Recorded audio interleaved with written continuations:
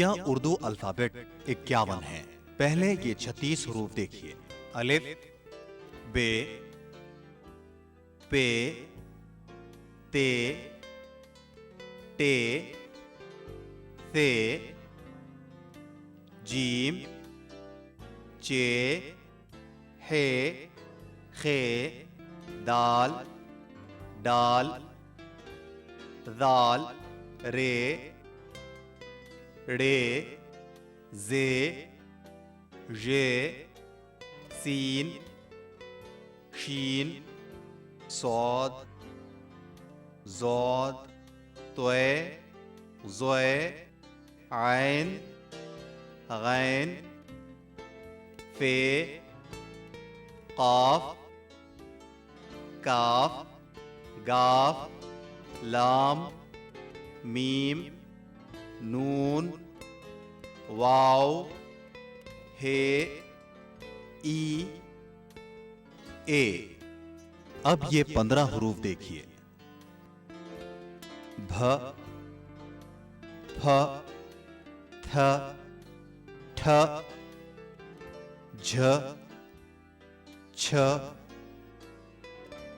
دھ، ڈھ، ر، ڑ، کھ، گھ، ل، مھ، نھ۔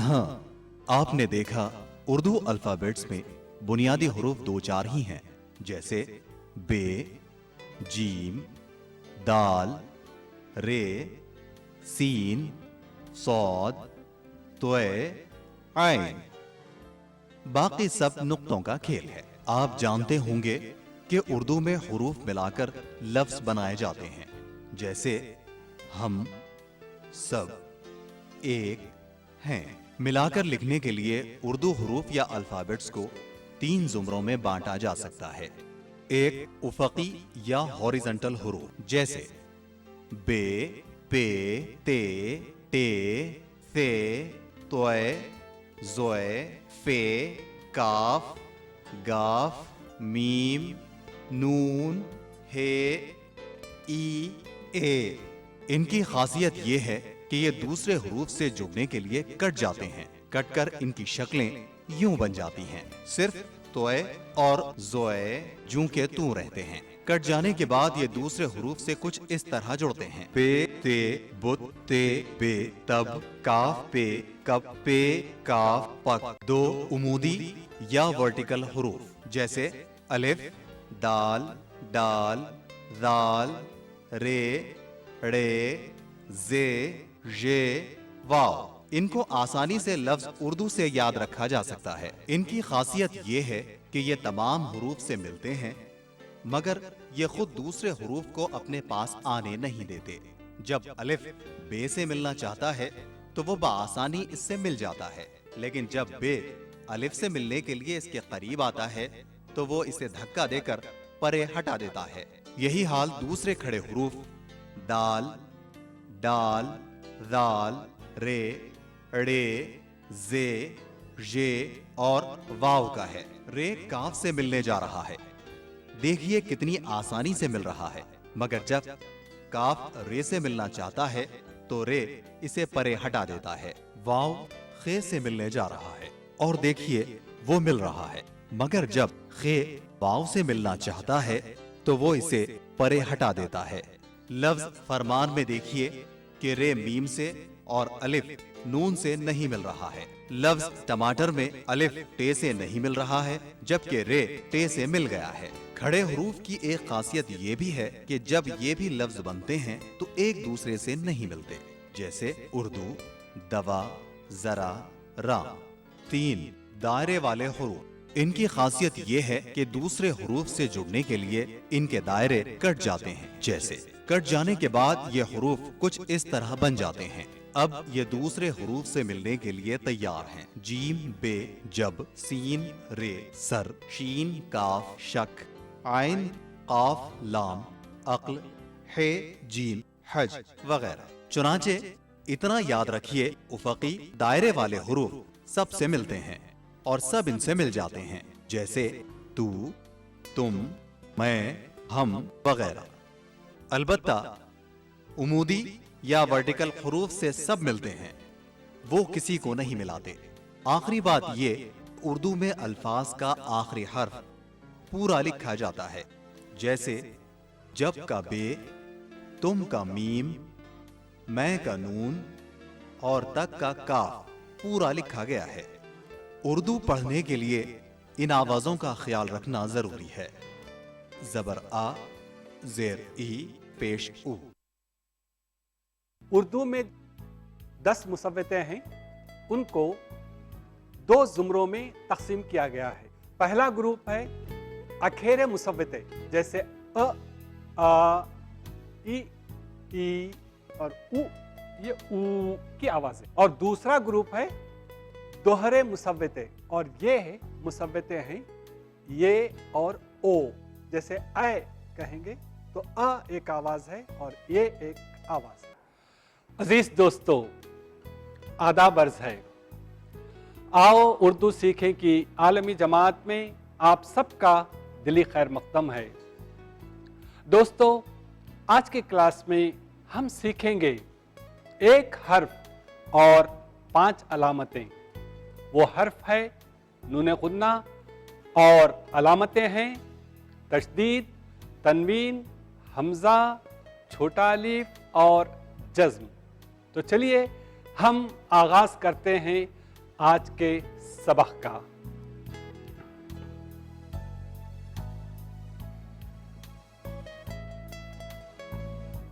یہ ہے نون غنہ, تشدید, تنوین, حمزہ, چھوٹا الف اور جزم. تو یہ آج کی کلاس میں ہم دیکھیں گے. آپ سوچ رہے ہوں گے کہ ایک کلاس میں ایک حرف اور 5 علامتیں, مشکل تو نہیں ہے. ایسی کوئی بات نہیں ہے. صرف حمزہ کے لیے تھوڑی سی تفصیل درکار ہے. باقی جو علامتیں ہیں وہ آپ بس ایک اشارے سے سمجھ سکتے ہیں. نون غنہ کیا ہے؟ ایک نون وہ ہے جسے آپ سیکھ چکے ہیں, جسے آپ نے یوں لکھنا سیکھا تھا. جو نقطہ ہے اسے آپ وہاں سے نکال دیجئے تو وہ نون غنہ بن جائے گا. جیسے یہ نون ہے اور یہ نون غنہ ہے. اس کی آواز این ہے, این ہے, اور اس کی آواز ناک سے نکلتی ہے. جیسے ماں, اب دیکھیے آواز ناک سے نکل رہی. آپ یہاں یہ ماں ہے اور اسے آپ نقطے کے ساتھ پڑھیں گے تو یہ لفظ ہوگا مان, ان, مان. جبکہ نون غنہ کے ساتھ پڑھیں گے تو یہ ہوگا ماں. ٹھیک ہے, تو یہ نون غنہ ہے. اب آئیے اس کے لکھنے کا طریقہ دیکھیں. اس کے لکھنے کے 2 طریقے ہیں. ایک طریقہ یہ ہے کہ آپ اسے نقطے کے بغیر لکھتے ہیں, جیسا کہ ماں میں لکھا ہے, اس میں نقطہ نہیں ہے. دوسرا طریقہ وہ ہے جس میں آپ نقطے کے ساتھ لکھتے ہیں, یہ نہیں, ایک اور طریقہ ہے. تو آئیے کچھ مثالیں ہم دیکھیں. اب میں یہاں ایک لفظ لکھتا ہوں, رے نون گاف. یہاں نقطہ ہے دیکھیے, مگر آواز ناک سے نکل رہی ہے. رنگ, جنگ, اب اس میں بھی آپ کو آئے گا نون کچھ اس طرح. یہاں باوجود نقطہ ہونے کے ہم اسے نکال رہے ہیں ناک سے اس کی آواز. تو رنگ, جنگ, ڈنگ وغیرہ نقطے کے ساتھ ہم نون کی آواز نکالتے. تو اس طرح نون غنہ کو 2 طرح سے لکھا اور پڑھا جاتا ہے. ایک طریقہ یہ ہے کہ جب نون لکھتے ہیں مگر اس میں نقطہ نہیں دیتے, یہ عام طور پر لفظ کے آخر میں آتا ہے, جیسے آسماں لفظ کے آخر میں آتا ہے, اس میں نقطہ نہیں ہوتا ہے. دوسرا طریقہ وہ ہے جس میں نقطہ دیتے ہیں مگر ہم اسے پڑھتے ہیں نون غنہ کی طرح، جیسے یہ مثالیں ہیں، یہاں نقطہ ہے، یہ سانس، چاند وغیرہ. تو یہ دو طریقے ہیں نون غنہ کے. ٹھیک ہے، اب آئیے ہم چلتے ہیں آج کے دوسرے حصے کی طرف، اور وہ ہے تشدید. تشدید یہ حصہ ہے. تشدید ایک علامت ہے. یہ وہ علامت ہے جو کسی ایسے حرف پر دی جاتی ہے جسے دو بار بولا جانا ہوتا ہے. جیسے بلی ہے، لام ہم دو مرتبہ بول رہے ہیں، بل لی، تو لام دو مرتبہ آتے ہیں. بجائے اس کے کہ دو مرتبہ لکھیں، ہم بے لام ای لکھ کر لام پر تشدید دے دیتے ہیں.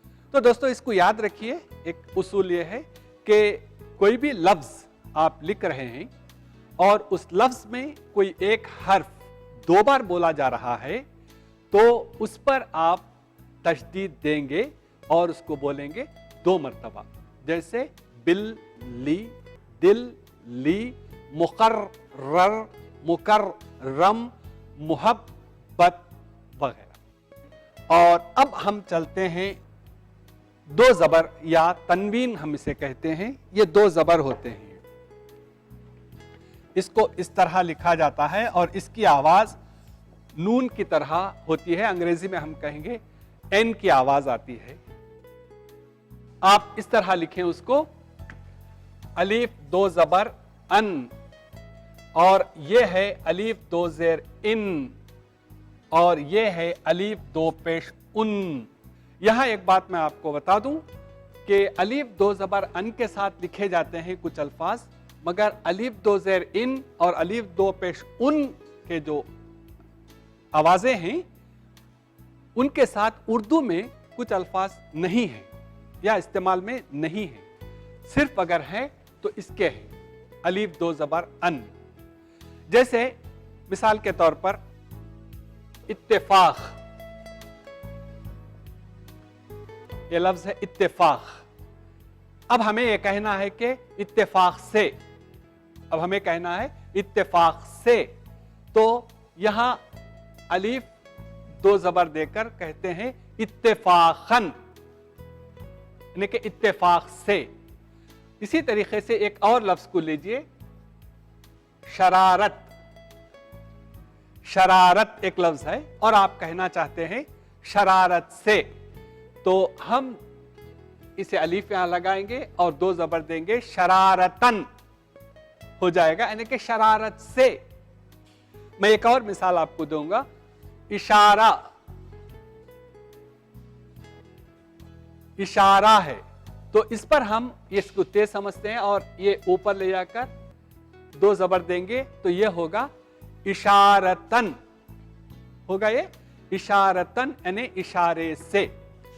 جہاں آپ کو سے کہنا ہے، جہاں آپ کو سے کہنا ہے، یا انگریزی میں جہاں لی، ایل وائی لی لگا کر کہتے ہیں، تو اس جگہ پر ہم الف دو زبر ان لگاتے ہیں اور اس سے بناتے ہیں الفاظ ہم اتفاقاً، شرارتن اور اشارتن وغیرہ. ایک اور لفظ دیکھیے، یہاں لکھوں میں اخلاق. ہمارے پاس ہے اخلاق ہے، آپ اس پر الف لگائیے اور لکھیے دو زبر ان، اخلاقن، اخلاقن بن جائے گا. اسی طرح ایک اور لفظ دیکھیے کہ ادب ہے.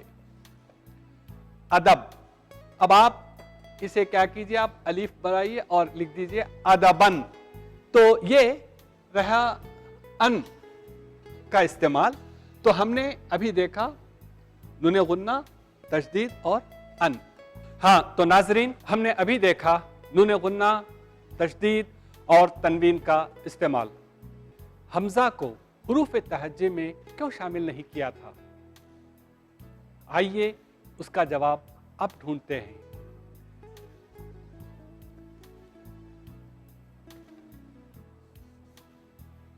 یہ ہے حمزہ.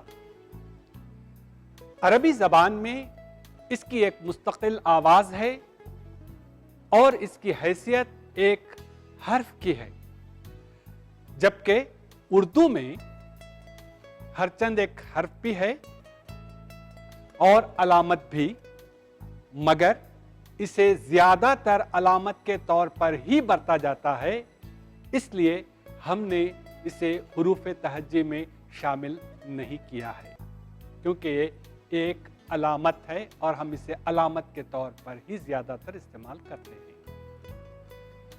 अब आइए हम देखते हैं हमजा का इस्तेमाल। उर्दू में हमजा इस तरह लिखते हैं जैसे आए, जाए वगैरह। एक और, खाओ। अब सवाल यह है कि उर्दू में हमजा कहां इस्तेमाल करें और कहां इस्तेमाल न करें। तो इसके लिए दो मोटे उसूल मैं आपको बताता हूं, उसे आप याद रखिए, कभी किसी तरह की उलझन न होगी। पहला उसूल यह है कि जहां दो मुसव्वते पास पास आए वहां हमजा का इस्तेमाल करना चाहिए। मुसव्वते हमने पिछली क्लास में देखा था कि मुसव्वते वोवल्स को कहते हैं और मुसव्वते वो हैं जिनकी अदायगी के वक्त हवा बिना किसी रुकावट के मुंह से निकल जाती है, जैसे आ, ओ वगैरह। अब आप यहां देखिए, यहां अलीफ एक मुसव्वता है, ये एक और मुसव्वता है, ये तो दो मुसव्वते आए हैं, तो आपके लिए यहां हमजा देना जरूरी हो जाता है। यही चीज यहां भी अलीफ और ये, यहां अलीफ और वाउ। अलीफ एक मुसव्वता है और वाउ एक मुसव्वता है, दोनों पास पास हैं, तो इन पर हम देंगे हमजा। तो इस तरह ये आए, जाए, खाओ, खाए वगैरह अल्फाज हम बना सकते हैं। सर, हाँ फरमाइए। बाज़ लोग इब्तिदा में हमजा लिखते हैं और बाज़ लोग नहीं लिखते, ये कौन सा सही है? इब्तिदा, इंतहा, हुक्मा, उलमा, शुअरा, उदबा वगैरह ये अरबी के अल्फाज हैं और अरबी वाले हमजा के साथ लिखते हैं, लेकिन उर्दू में इसे हमजा के बगैर लिखा जाता है। अब आइए हम देखते हैं एक और उसूल हमजा के लिखने का। एक उसूल है जहां दो मुसव्वते पास पास आए तो हम हमजा लिखेंगे। दूसरा उसूल क्या है? दूसरा उसूल यह है कि जहां ई की आवाज आए, जहां ये की आवाज आए, यानी ई एक मुसव्वता है, ए एक मुसव्वता है, तो जहां ई की आवाज और ए की आवाज आए वहां हम हमजा लिखते हैं। जैसे आइंदा, तो ई की जगह पर हम लिखेंगे हमजा। ठीक है। इसी तरह एक और लफ्ज है जाया, यहां ये की आवाज आ रही है, तो एक उसूल ये है कि जहां दो मुसव्वते पास पास आए, यानी दो वोल्स पास पास आए, तो वहां हमजा दें। जैसे जाए, याद रखिए अलीफ एक मुसव्वता है, ये एक और मुसव्वता है। सर, लिए पर हमजा लिखा जाना चाहिए या नहीं लिखा जाना चाहिए? लिए पर हमजा लिखना चाहिए या नहीं लिखना चाहिए। आपने देखा होगा कि अक्सर लोग लिए पर हमजा लिखते हैं, अक्सर लोग लिखते हैं, ये सही नहीं है। लिए जब आप लिखेंगे तो आप लिखेंगे दो नुक्ते लिए के लिए। इसके मुकाबले में जब आप गए लिखते हैं तो इस पर हमजा लिखते हैं। सवाल यह है कि गए पर हमजा क्यों लिखा जाए और लिए पर क्यों ना लिखा जाए। तो आसानी के साथ इसको यूं समझिए, गाफ पर क्या हरकत है, जेर है या जबर है? गाफ पर जबर है, यानी हमजा से पहले जबर है और लिए में जेर है, तो हमजा से पहले जेर है और हमजा से पहले जबर है। तो मालूम यह हुआ कि हमजा से पहले अगर जबर की आवाज है, अ की आवाज है, अ की आवाज है, ग आवाज है, तो हमजा जरूर दिया जाए। और अगर हमजा से पहले ई की आवाज आए, ई से आवाज निकल रही है, तो फिर वहां हमजा नहीं दिया जाता। तो लिए है, लिए, ली के नीचे जेर है, तो लिए नहीं हो सकता है। तो ये हमजा के कुछ मोटे मोटे उसूल हैं। एक है कि दो मुसव्वते पास पास हों तो हमजा दें। दूसरा, ई की आवाज की जगह पर हमजा, ए की आवाज की जगह पर हमजा दे सकते हैं। और इसी तरीके से आप लिए के लिए ये सोच लीजिए कि हमजा से पहले अगर ई की आवाज निकल रही है, हमजा से पहले ई की आवाज निकल रही है, तो वहां आप हमजा नहीं देंगे, बल्कि वहां पर लिखेंगे दो नुक्ते। अब आइए हम देखते हैं छोटे अलिफ का इस्तेमाल। यह है छोटा सा अलिफ। अरबी के बाज अल्फाज ई से लिखे जाते हैं, मगर उस पर वो छोटा अलिफ देने की वजह से आ की आवाज निकलती है, पूरे अलिफ की आवाज निकलती है। जैसे मूसा है, इसी तरीके से ईसा है, या एक और है जैसे तखवा। तो इसे छोटा अलिफ कहते हैं, जो अरबी के अल्फाज के उन अल्फाज के आखिर में जो ई से ख़त्म होते हैं और उन पर खड़ा अलिफ दिया जाता है और आवाज़ पूरी निकाली जाती है, जैसे तखवा, फतवा वगैरह वगैरह। अब आइए सबसे आखिर में हम देखें एक और अलामत, और वो है जज्म। जज्म साकिन है, यानी ये आवाज़ को रोकता है। मिसाल के तौर पर अलीफ बे लिखा और बे पर हमने दिया जज्म, तो यहां आवाज रुकेगी।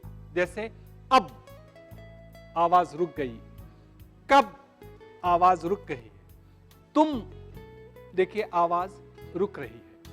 तो ये जज्म है, मगर मैं ये भी आपको मुत्तला कर दूं कि उर्दू में बहुत ज़्यादा इसका इस्तेमाल नहीं है, या वैसा इस्तेमाल नहीं है जैसा कि अरबी में होता है।